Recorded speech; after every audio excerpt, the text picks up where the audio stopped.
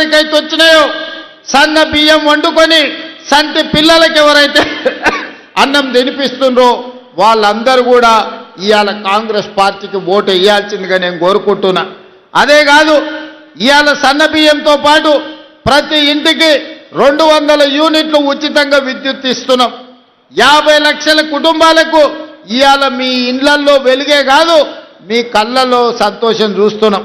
వ్యవసాయానికి 24 గంటల ఉచిత విద్యుత్తే కాదు, ఈరోజు మీ గృహజ్యోతి పథకంలో మీ ఇళ్లల్లో ఉచిత కరెంట్ ఇస్తున్న మాట వాస్తవం కాదా?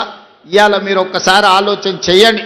అదేవిధంగా మిర్యాలగూడ అంటేనే దక్షిణాది దేశంలోనే, భారతదేశంలోనే కాదు ఆసియా ఖండంలోనే Miryalaguda rice bowl of Telangana అత్యధికంగా వరి ఉత్పత్తి చేసే ప్రాంతం ఆసియా ఖండంలోనే ఉందంటే ఈ మిర్యాలగూడ ప్రాంతం కాదా? మీరు ఆలోచన చేయండి.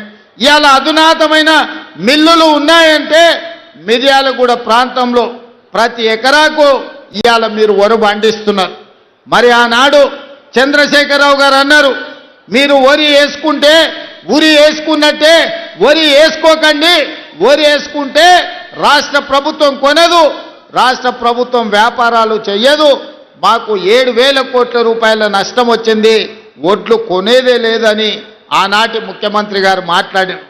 మరి ఈనాడు మన ప్రభుత్వం వచ్చిన ఎంబడే పెద్దలు ఉత్తమ్ కుమార్ రెడ్డి గారి నేతృత్వంలో మీరు వరి పండించండి, సన్న ఒడ్లు పండించండి, గిట్టుబాటు ధరనే కాదు 500 రూపాయలు బోనస్ కూడా ఇచ్చి ఒడ్లు పండిస్తాము, ఒడ్లు పండించండి, చివరి గింజ వరకు కొంటామని బోనస్ 500 రూపాయలు ఇస్తున్నాం. అంటే నల్గొండ మిర్యాలగూడ ప్రాంతంలో ఇవాళ రైతులు పండించే వడ్లకు గిట్టుబాటు ధరనే కాదు 500 రూపాయల బోనస్ ఇస్తున్నామంటే అత్యధికంగా లబ్ధిదారులు ఇవాళ మిర్యాలగూడ ప్రాంతంలోనే ఉన్నారన్న సంగతి ఈరోజు మీరు ఆలోచన చేయండి.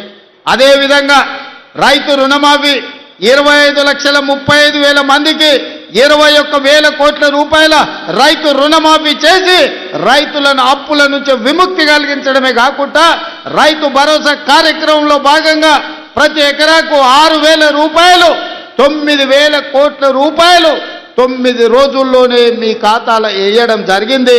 తొందరలోనే మళ్ళా 9,000 కోట్ల రూపాయలు రైతు భరోసా కార్యక్రమంలో భాగంగా మున్సిపల్ ఎన్నికలు ముగిసిన వెంటనే మీ ఖాతాలలో రైతు భరోసా నిధులు వేసే బాధ్యత రాష్ట్ర ప్రభుత్వం తీసుకుంటుంది. మొత్తానికి ఈ 2 ఏళ్లలో వ్యవసాయం కోసం, రైతుల కోసం దాదాపుగా 1,10,000 కోట్ల రూపాయలు దేశంలోనే అత్యధికంగా ఖర్చు పెట్టిన రాష్ట్రం తెలంగాణ రాష్ట్రం. రైతు సంక్షేమం కోసం ఈరోజు పథకాలను అమలు చేస్తున్న రాష్ట్రం తెలంగాణ రాష్ట్రం.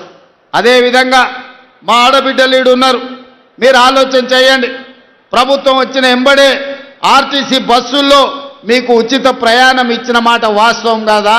ఇవాళ మా అక్కల్ని అడుగుతున్నా, మీ అమ్మగారింటికి పోయినా, లేకపోతే అమ్మవారిని దర్శించుకోవాలన్నా, లేకపోతే మేళ్ళ చెరువులో దర్శనానికి ఇవాళ తిరునాళ్ళు రాబోతున్నాయి, మేళ్ళ చెరువు తిరునాళ్ళు, లక్ష్మీ నరసింహస్వామిని దర్శించుకోవాలన్నా, భద్రాద్రి రాముణ్ణి దాన్ని కొలుచుకోవాలన్నా ఇవాళ ఆడబిడ్డలను ఎవరన్నా ఆర్టీసీలో 1 పైసా అడుగుతున్నారా?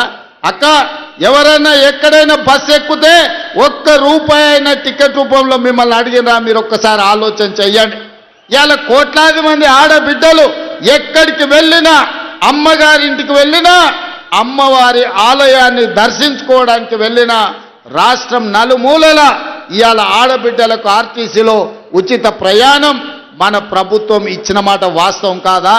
ఇవాళ మా ఆడబిడ్డలకు ఒకటే మాట చెప్తున్నా, ఆర్టీసీలో టికెట్ లేని ప్రయాణం చేసిన వాళ్ళందరూ కాంగ్రెస్ పార్టీకి ఓటేస్తే బీజేపీ